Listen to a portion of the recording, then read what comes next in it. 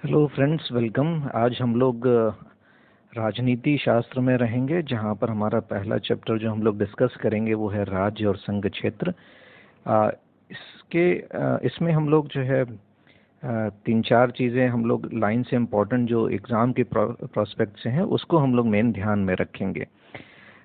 जैसे कि यहाँ पर भारतीय संविधान के अनुच्छेद 2 में और मतलब 1, 2, 3, 4 हैं जो शुरू के हैं, जो हमें पता है, लेकिन फिर भी हमें एक बार डिस्कस करना चाहिए। तो आपका एक क्या कह रहा है? एक कह रहा है कि यहाँ पर नाम और राज्य क्षेत्र है, इसके बारे में बताया गया, जबकि अनुच्छेद 2 क्या कह रहा है? वो बता रहा है भारतीय जो संसद है को नया राज्य बनाने का अधिकार है। नया राज्य बनाने का अधिकार है, मतलब जो न्यू स्टेट है उसको ये फॉर्म कर सकता है। ठीक है, न्यू स्टेट कौन फॉर्म कर सकता है? ये हमारे पास संसद यानी पार्लियामेंट को ये अधिकार है। बाकी राष्ट्रपति या केवल प्रधानमंत्री चाहे तो ऐसा नहीं है।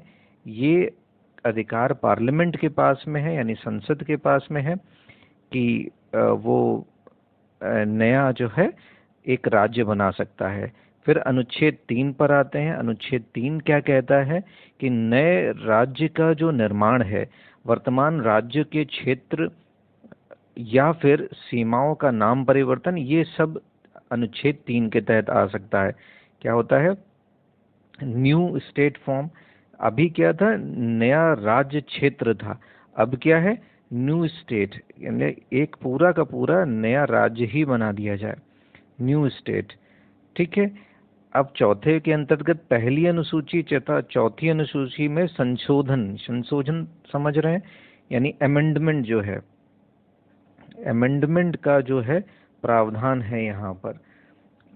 ठीक है, कि अगर कुछ उसमें हेर फेर किया जाना चाहिए तो बिल्कुल अलाउ किया जाएगा।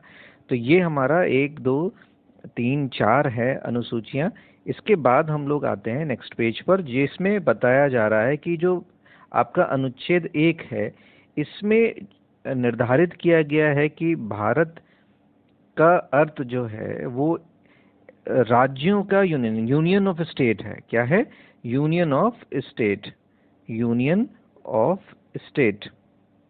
ये जो है बात बताई गई है, किसमें बताई गई है? अनुच्छेद 1 में बताई गई है। राज्य क्षेत्र, अब देखिए यूनियन ऑफ स्टेट में होता क्या कि एक तो राज्य क्षेत्र है, दूसरा संघ यानी यूनियन टेरिटरी है, स्टेट है। और ऐसे अन्य राज्य क्षेत्र जो अर्जित किए जाएं, अर्जित मतलब एक्वायर्ड लैंड, यानी कि अगर हम लोग कोई किसी वजह से जीत लेते हैं या किसी वजह से हमारे क्षेत्र के अंतर्गत आ जाता है, भारत में शामिल होता है किसी ट्रीटी के तहत, तो वो भी शामिल किया जाएगा। फिर आपका नेक्स्ट है संसद में जो दोनों सदन हैं, यानी कि आपका लोकसभा और राज्यसभा, ये दोनों सदन जो हैं इनके बारे में है, क्या बताया गया है कि जो अधिकतम संख्या है वो है कितनी? 250। यानी राज्यसभा, यानी ये जो राज्यसभा है इसकी कितनी संख्या है अधिकतम? 250 है। और 12 सदस्य कैसे हैं? ये मनोनीत किए जाते हैं, किस क्षेत्र के हैं? वे हैं आपके शिक्षा, कला, विज्ञान, समाज सेवा और आपका सहकारिता क्षेत्र में, यानी सोशल वर्क के क्षेत्र में, विज्ञान, साइंस, आर्ट, एजुकेशन या सोशल सर्विस के लिए इनको 12 सदस्यों को मनोनीत किया जाता है प्रेसिडेंट पर। अच्छा, ये मनोनीत जो है प्रेसिडेंट करता है, राष्ट्रपति करता है, ये ज़रूरी चीज़ है जो बार बार पूछा जाता है। फिर जो आपका जो संघ राज्य दिल्ली है और पौंडीचेरी है, ये राज्यसभा का प्रतिनिधित्व प्राप्त है, शेष संघीय क्षेत्र को प्रतिनिधित्व नहीं है। यानी कि जो आपका पौंडीचेरी है और दिल्ली है, यानी दो ऐसे यूनियन टेरिटरी हैं, केवल दो ही यूनियन टेरिटरी ऐसे हैं। कौन से? एक है दिल्ली और दूसरा है आपका पौंडीचेरी। जो क्या करता है कि उसके प्रतिनिधि राज्यसभा में जाते हैं, बाकी किसी भी यूनियन टेरिटरी के कोई भी सदस्य नहीं जाते हैं। फिर लोकसभा के जो अधिकतम संख्या है वो है 552, जिसमें जो संख्या आपसे पूछी जाती है वो ऐसे है कि 530 +20 है ना, +2।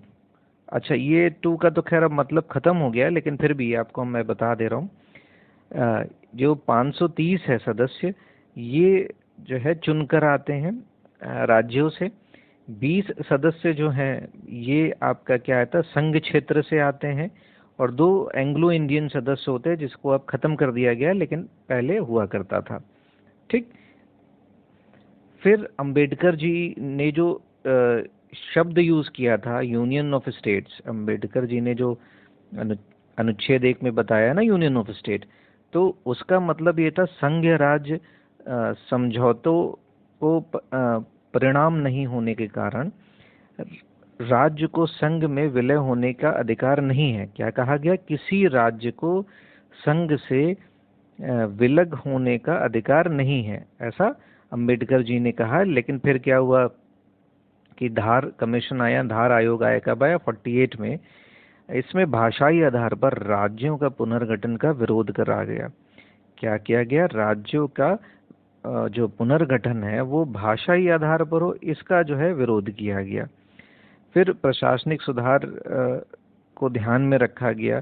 कहा गया प्रशासनिक सुधार पर ध्यान दीजिए, बजाय इस पर कि भाषाएं कौन सी बोली जाती हैं उस आधार पर राज्य निर्माण हो, ऐसा नहीं माना गया।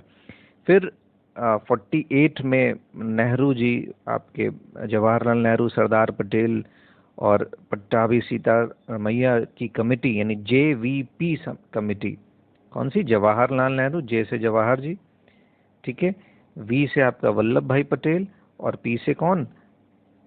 पट्टाभी सीतारमैया। इन्होंने अपनी बताई कि जो उसमें बताया कि भाषाई आधार पर राज्यों का पुनर्गठन जो था उसके पक्ष नहीं लिया गया। इन्होंने भी इस समिति में यही कहा कि भाषा के आधार पर अगर जो है राज्य गठित किए जाए वो ठीक नहीं है। फिर आते हैं अनुच्छेद 81 में। क्या है इसमें? आपका संशोधन है, यानी कॉन्स्टिट्यूशनल अमेंडमेंट एक्ट है 31। इसमें हुआ क्या कि जो आपका गोवा है, दमन दीव है, इस पर ध्यान दिया जाना था, गोवा और दमन दीव पर। इसमें जो ये तो आपको बता ही दिया कि हमने 530 सदस्य राज्यों से आते हैं, और ये भी आपको बता दिया गया। मेन आपका है जो अनुच्छेद 81 है, जिसमें 31वें संशोधन के बाद किया गया, गोवा और दमन दीव का पुनर्गठन किया गया था। ठीक है। हालांकि जो है आपका इस समय जो दमन दीव है ये अब यूनियन टेरिटरी नहीं रह गया है, इसको राज्य में ही शामिल कर लिया गया है। तो ये तो अब यूनियन टेरिटरी का दर्जा इससे ख़त्म हो गया है, ये अब यूनियन टेरिटरी नहीं रह गया है। ठीक है, तो ये यूनियन टेरिटरी नहीं रह गया है। हालांकि देखिए 2 यूनियन टेरिटरी बढ़ी थी, एक आपकी लद्दाख बढ़ी थी, ठीक है, और दूसरी आपकी कश्मीर बढ़ी थी। ये 2 बढ़ी थी, लेकिन ये आपकी क्या हुआ, यूनियन टेरिटरी समाप्त हो गई, तो ले दे के 7 से 9 होने चाहिए थे, वो 8 ही हैं। यूनियन टेरिटरी की संख्या 8 है। हाँ। अच्छा, फिर एक जो खास चीज़ है उस पर थोड़ा सा ध्यान दीजिए कि जो आपका वर्तमान में केंद्र शासित प्रदेश की जो लोकसभा सीटों की संख्या है उसको देख लीजिए, बहुत बार पूछता है। जैसे अंडमान निकोबार में कितनी है? 1। दिल्ली में कितनी है? 7। दादर एंड नागर हवेली में 1 है, दमन दीव में 1 है, लक्षद्वीप में 1 है, पौंडीचेरी में 1 है, सब में 1 है सिवाय दिल्ली के। दिल्ली में कितनी है?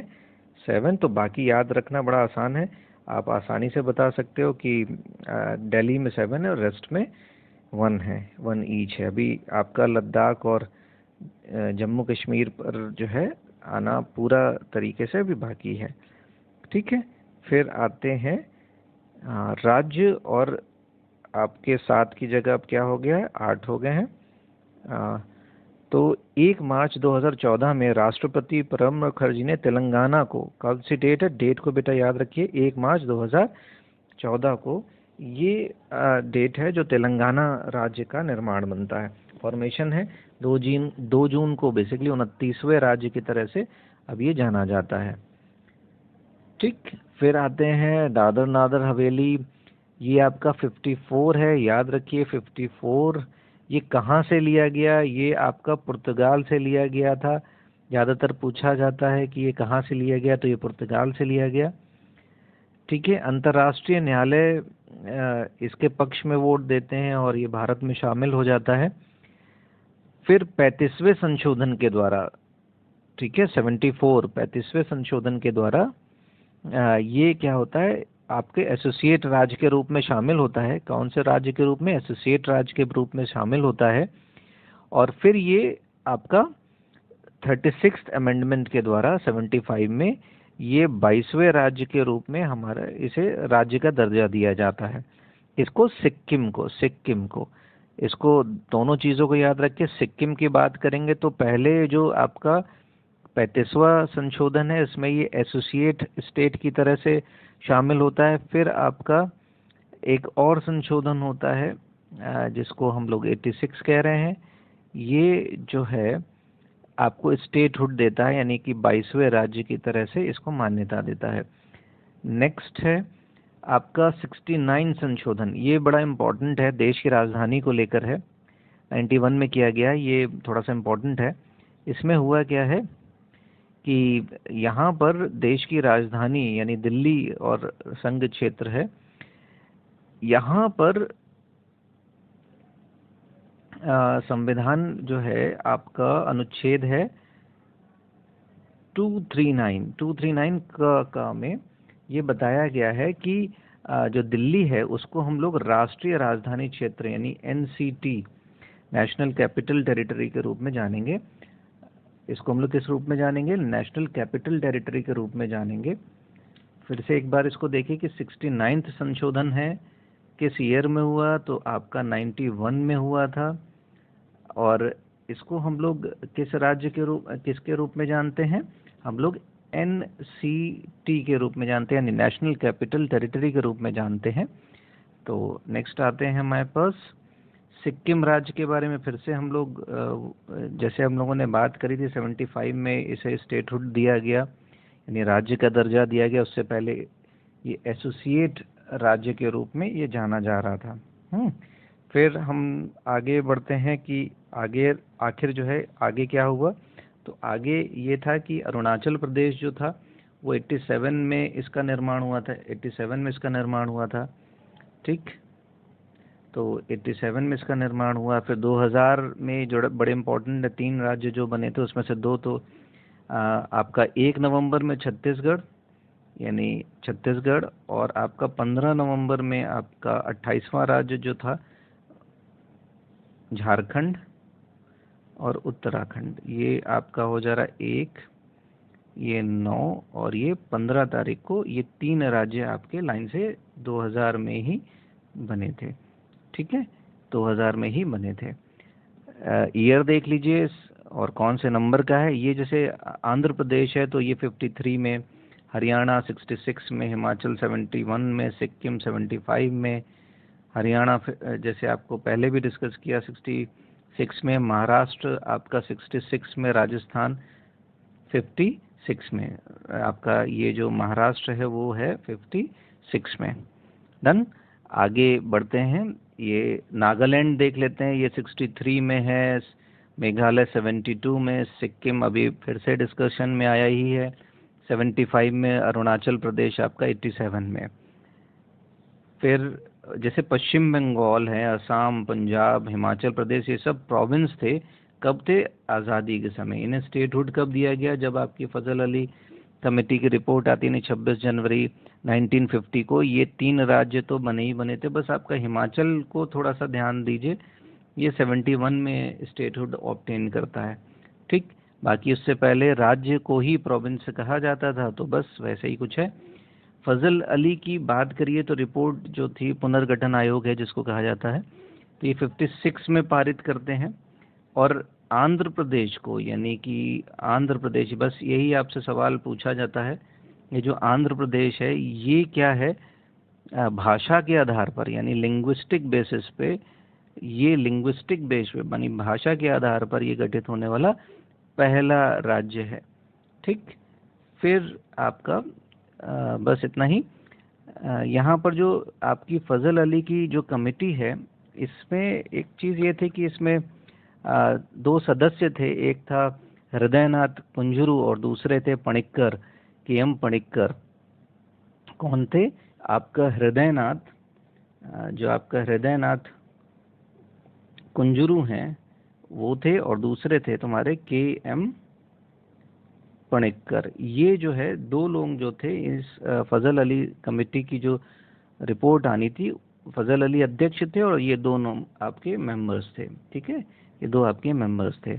फिलहाल आपके लिए इतना ही राज्य और संघ से। इसके बाद के चैप्टर में हम लोग जितने भी इम्पोर्टेंट सवाल हैं ऐसे ही करके ख़त्म करेंगे। जितने भी सवाल प्रीवियस ईयर में आए हैं उन्हीं को थोड़ा सा पकड़कर एक्सप्लेन करते हुए चैप्टर वाइज क्लोज करते हैं सारी चीज़ें, ताकि आपका जल्दी से TCS या किसी प्रीलिम में निकलने में कोई दिक्कत ना आए। धन्यवाद दोस्तों। अगर आपको पसंद आया वीडियो और देखना चाहते हो तो लाइक और सब्सक्राइब करिए। धन्यवाद।